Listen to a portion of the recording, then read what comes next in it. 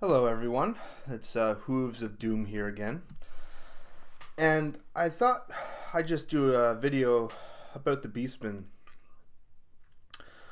Just, my general impression after a few games with them, reasons why I think they're good, reasons why, methods to maybe, if you're playing against them, to do the most harm. I'm not like a super tactician, but from my experiences. I've always loved the Beastmen. The Beastmen were my first army that I played in Warhammer Fantasy. And I've been playing them since about 2001. And I think, like, as anyone that played them, they kind of realize that they're pretty much always like the underdogs. They've never been a particularly great army or power army. You kind of lose the majority of your games. And that kind of changes with Age of Sigmar, which is why I think the people that play Beastmen and these armies that were not that competitive, like a lot of the changes, because their armies are actually quite useful now. Now, I actually really like the changes with the Beastmen. I think they're a lot of fun. And it's a very fast army,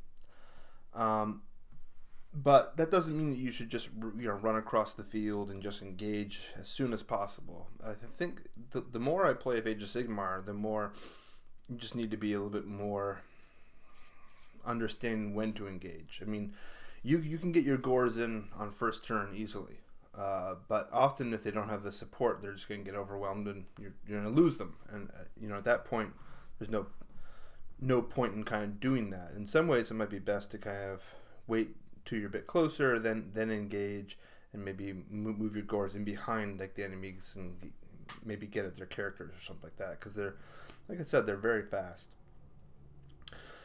So it's divided between the Bray Herd and the War Herd, the Beastmen. And the reason why I say it's divided, because most of these armies now are divided into different categories. Orcs and goblins is something like that, where like the goblins have their own unique army, the orcs have their own unique army. There's black orcs, etc., etc. And a lot of these armies are like that. Now, there's nothing preventing you from using different combinations, but a lot of the special rules, for example, if you have a unit of Bray Herd, they generally only really work well in terms of how their abilities are used and stacked and things like that with other Bray Herd units. And the same goes with the War Herd. Now, the War Herd are like the big stuff, like the Doom Bull and the Gorgon and the big the big brutes. The Bray Herd are like the more traditional Beastmen with the Ungors and Gores and the Beast Lords and the Shamans and stuff like that. And I would tend to kind of use them individually differently, and you really want who's leading your army depending on what element of the army you want to really do the best, because each of them has a command ability that really only affects either the War Herd or the Bray Herd. So if you're using Gorthor the Beast Lord, his command ability is the exact same as the regular Beast Lord, but with a particular advantage. The Beast Lord, it allows you to like +1 to hit, +1 to run, +1 to charge. But for the Beast Lord, he actually has to kill a model in the close combat phase, and then he can activate his command ability. If you're using Gorthor, he can just use it. There's no stipulation. So he's actually a really good unit in general. Overall, I think he's only 8 wounds, but he seems to do really well. He has the ability to heal himself. When he charges in, he does between 1 and 3 mortal wounds. Pretty good, pretty decent attacks, especially since you have that command ability. So he's going to hit on like most times he'll hit on 2 and such. So one of the other special characters is Krazak One Eye, and I haven't used him yet, but he is a very interesting special command ability because it allows your units to retreat and then charge again in the charge phase, and which is normally you're not allowed to do that. And I think that that's a really cool special rule. I could definitely see some instances where that could be really sneaky. Like if a unit got a particular bonus for charging, maybe you can retreat and then charge back in, retreat and then charge back in, or something like that. Or if you want to, if your really good unit is engaged in something you don't want it to, you can make sure it moves back and re-put it elsewhere. I can see a lot of interesting tactical choices with him. He has this big whip that can attack everyone within range too. It has like a 3-inch range, I think. So he could get quite a bit of attacks with that little whip. And, it's a whip. You can't go wrong with that. So, the way that I find that the Beastmen operate, if you're using, I can't really speak too much about the War Herd, because the War Herd is just, it's brute force. They don't really need many other, every unit in the War Herd is just rock solid and absolutely gross and devastating, and they all have really cool methods to increase their attacks, and they will always kind of do well. Now if you can get bonuses on top of them, great, but they're not so much a concern. The Gores need a little bit of help. I find that there's like an 8-inch bubble that you can essentially have around your spellcaster and your beast lord. And if you're in the formation, if you take the Brayherd army design at the back of the War Scrolls, that's really the case. So if you are, so what I mean by this, so like if you have the formation rules and you have the Bray Shaman and the Beast Lord, and you take a Wargore with the Beast Banner, you'll get +1 to attack, +3 movement, +1 to run, +1 to charge, +1 to hit if you use the command ability, +1 to wound, and you get to reroll your ones to wound if you're within 8 inches of those characters. So you can really stack them up in a massive, they really just go explode. And a few of these, most of these effects are within 8 inches of those characters. A few of them range about twice that. But you really only need 1 or 2, units that are just really working well with all these additional special rules and abilities to make them really good. Now you can do that on Gores if you have a unit of the like there's Ungores, there's Gores, and then there are the Gores which are the best. And the best of Gores are the best choice to use these abilities because they're already really good. And you can easily get those units where they're hitting on 2s and wounding on 2s, and they have extra attacks, and they just do really, really well. Now, it's a very fast army, so like the Wargore units, they all move, like the Doombull moves, or the Gorgon moves 8. The Minotaur and Doombull move 1 inch less than that. So that's above average movement.